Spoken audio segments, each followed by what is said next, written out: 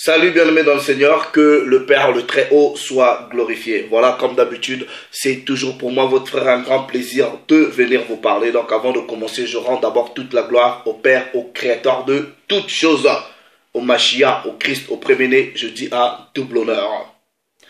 À Yachara, à Israël, à mes frères et sœurs, à ceux de ma race, à ces bantous dispersés à travers le monde, je vous dis mes salutations les plus fraternelles.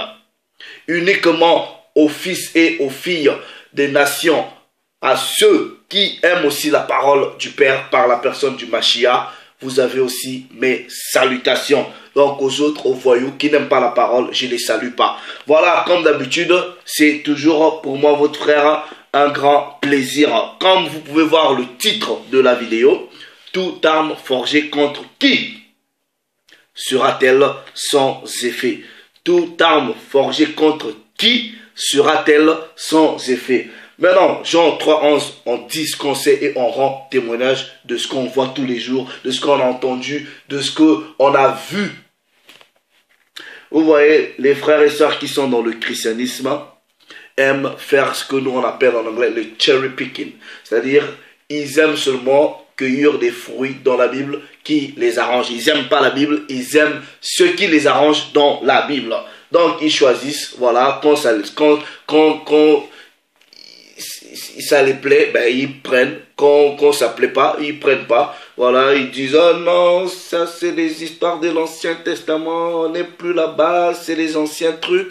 Mais voilà, pour bouffer l'argent des gens, ils vont toujours prendre les préceptes qu'ils comprennent mal dans la loi, ok? Quand ça les arrange pour bouffer l'argent, ramener la dîme, ils vont vous citer des versets qu'ils ne comprennent pas, ok? Ils vont dans la loi quand ça les arrange. Quand ça les arrange pas, ils disent, ah non, non, laissez ça. C'est les anciens trucs. Bref, il y a un de ces versets-là qui reviennent souvent, que les gens, en tout cas, récitent comme des perroquets dans le christianisme en disant toute arme forgée contre toi. Vous voyez vos pasteurs là qui viennent, ce sont des discoureurs de motivation, tout ce qu'ils savent. Vous voyez, ils prêchent. Tout le monde peut prêcher, mais ils ne peuvent pas vous enseigner. Prêcher, c'est quoi? C'est faire de l'agitation. Venez agiter les gens, donner de l'espoir, agiter un peu, faire du bruit. C'est fini. C'est comme si vous avez, vous voyez, comme les agitateurs là qui viennent pour faire la campagne.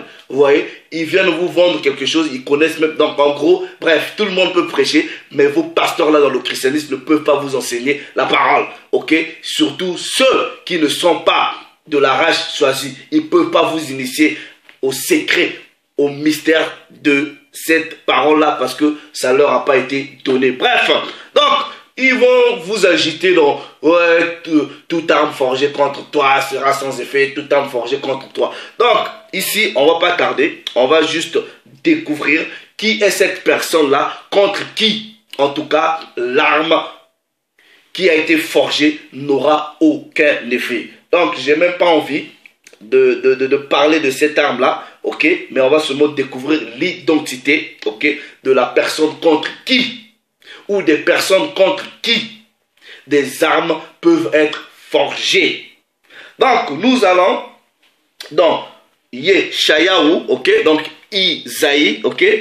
Yeshayahu au chapitre 54. Ésaïe chapitre 54, ok? Bon, les chrétiens aussi, ils aiment les coupures, hein, ils prennent ce mot-là, ils aiment... Ils aiment couper, le reste, ils laissent, quand ça les arrange pas, voilà, ils aiment laisser, ok? Donc, nous prenons Ésaïe chapitre 54, ok? Ésaïe chapitre 54, le verset 17, dans la version populaire, second 19-10, il est écrit, ok? Toute arme forgée contre toi. Mais le toi là est mis pour qui? Qui est le mystère du toi? Ou ce toi là est mis pour qui? C'est ce que nous allons découvrir. Sera sans effet. Il s'arrête là, mais nous allons continuer parce que nous aimons continuer. Il est écrit, et toute langue qui s'élèvera en justice contre toi, tu la condamneras. Mais le verset ne s'arrête pas là. Maintenant, nous allons découvrir l'identité des personnes contre qui toute arme n'aura aucun effet. La parole dit, tel est l'héritage des serviteurs de l'Éternel. Tel est l'héritage des serviteurs de l'Éternel. Donc, en gros, vous devrez d'abord être un serviteur de l'Éternel avant que qu'il n'y ait aucun effet contre vous, ok, avec toute arme qui sera forgée. Donc, on dit, tel est l'héritage des serviteurs de l'Éternel. Ce n'est pas à tout le monde, ok? Mais non, nous allons découvrir l'identité des serviteurs de l'Éternel, ok? Pour qui cet héritage-là leur a été promis. C'est quoi cet héritage? C'est quoi ce salut-là? C'est-à-dire, aussi longtemps, vous serez un véritable serviteur du Père, peu importe les armes qui peuvent être forgées contre vous, elles n'auront aucun effet. Peu importe les langues qui vont se dilater contre vous dans la méchanceté, ok, n'auront aucun effet. Qui sont les serviteurs, ok?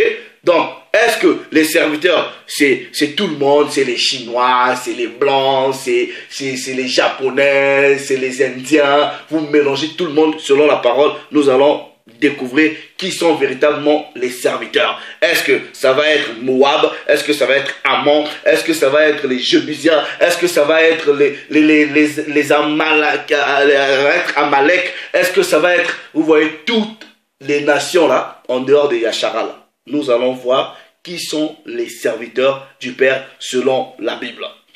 Nous restons dans le même livre de Yeshayahu, puisque lui-même il dit dans Yeshayahu chapitre 28, la parole se lit ligne sur ligne, précepte sur précepte, un peu ici, un peu là.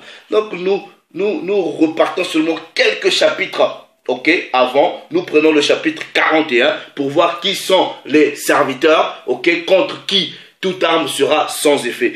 Ésaïe chapitre 41, le verset 8, il est écrit, mais toi, Yasharala, mais toi, Israël, mon serviteur, ok?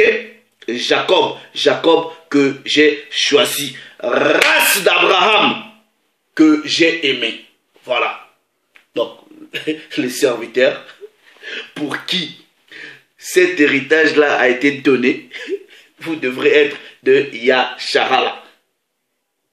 Ce n'est pas tout le monde, ce n'est pas Ammon, ce n'est pas Moab, ce n'est pas Edom, ok? C'est Yasharala. Le chapitre 44, du verset 1. Écoute maintenant, ô Jacob, mon serviteur, ô Israël que j'ai choisi. Ézéchiel chapitre 38, du verset 17. Ézéchiel chapitre 38, du verset 17, il est écrit, ainsi parle le Seigneur l'Éternel. Est-ce de toi, de qui j'ai parlé jadis par mes serviteurs, les prophètes d'où? Les prophètes d'Édom? Non. Les prophètes d'Ammon? Non. Les prophètes comment dire, de Amalek? Non. Les prophètes des Philistins? Non. Les prophètes de Yasharala.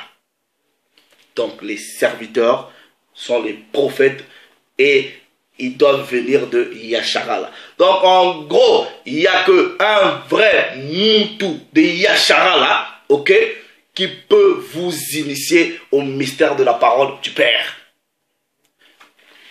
Si, vous voyez, en dehors des Bantous, ok, si quelqu'un d'autre vous apporte de la parole, c'est de la contrefaçon. Ok? C'est de la contrefaçon. Donc la véritable initiation, c'est un Bantou qui doit te donner, qui doit te montrer la parole. Le reste là, c'est de la corruption, c'est du vin qui a été dilué. Ok? Ça c'est l'histoire des Bantous, c'est l'histoire des Yasharala. Voilà, c'est eux qui doivent vous enseigner ces choses-là. Donc, toute arme forgée contre les Bana Yasharala, c'est-à-dire les serviteurs, ceux de Jacob, sera sans effet. Vous pouvez forger l'arme contre contre les autres, là, il y aura des effets. Mais contre nous, là, il n'y aura pas d'effet. Donc, c'est pour cela, ici, j'exhorte mes frères, ok, et mes sœurs qui aiment la parole, ok, qui aiment la parole, peu importe ce que les gens font contre nous, vous voyez, les gens viennent, ils insultent, les gens viennent, ils font des montages des vidéos, des trucs comme ça, là. Voilà, on fait seulement ça. Le réveil, là, il a été amorcé. C'est prophétique, vous pouvez rien faire. Tout ce que vous pouvez faire, là, maudissez Dieu, mais vous ne pouvez pas nous atteindre. Donc, si vous avez des problèmes, allez chez Dieu, ok, insultez-le, parce que c'est lui qui a voulu que nous sortons de ce réveil-là. Donc, bref, j'en ai terminé. Le toi, là, dans le verset, ce sont les serviteurs, et les serviteurs, ce sont les Bana Yashara, là. Bref, maintenant, comme je vous avais dit, je vais finir avec cette abomination-là d'Israël spirituel. Ok, je vais revenir pour expliquer le véritable greffage, le mystère même de l'olivier sauvage. Donc, ça va être simple, ok? Vous allez comprendre, puisque dernièrement, j'ai mis déjà sur ma chaîne une vidéo sur l'illustration agricole, ok? Du greffage, puisque c'est un terme agricole. Donc, vous devrez d'abord comprendre ça dans la nature. Ensuite, nous allons aller dans l'écriture. Vous allez voir que au départ, il y avait l'olivier sauvage. Ok? Et c'était qui l'olivier sauvage? Et cet olivier avait des branches. Ensuite, certaines branches vont se détacher.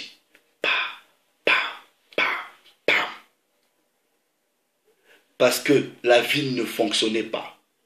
Donc il a fallu maintenant que cette vigne, cet olivier plutôt sauvage, subisse le greffage. Est-ce qu'à l'olivier sauvage, on avait greffé des pommes, des citrons, des mangues, ou on a juste greffé les branches de l'olivier? Nous allons voir ça dans la parole du Père. Vous allez comprendre le mystère du greffage. Ceux qui ont suivi la vidéo là où j'ai montré la petite illustration agricole, quand nous allons toucher Romains chapitre 11, Romains chapitre 9, c'est là que vous saurez qui a été greffé. Au départ, il y avait l'olivier sauvage. Qui est l'olivier sauvage? Et sur l'olivier sauvage, il y avait des branches. Ensuite, certaines branches ont commencé à se détacher. Tac, tac, tac. Et le Père avait prophétisé en disant, j'enverrai quelqu'un qui va venir,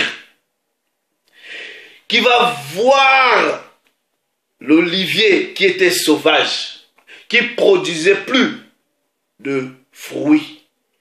Il va opérer une petite opération auriculaire ou agricole. Il va prendre les branches qui étaient tombées de gauche à droite. Il va les faire revenir à la racine. C'est le mystère de l'olivier sauvage que nous allons expliquer, ok, pour essayer d'arrêter un peu les...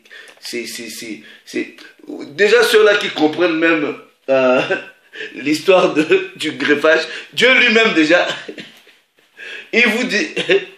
Il vous a déjà même dit dans la loi, vous ne pouvez pas planter deux espèces de fruits ou d'arbres dans un même champ. Et vous pensez que votre histoire de greffage là, on vous dit, oh, on nous a greffé les nations. Donc, le greffage là sur un arbre, on va mettre les pommes, les oranges, des espèces différentes. Mais vous rêvez, vous rêvez. On va revenir, ok, avec la parole, vous expliquer, ok, le véritable greffage.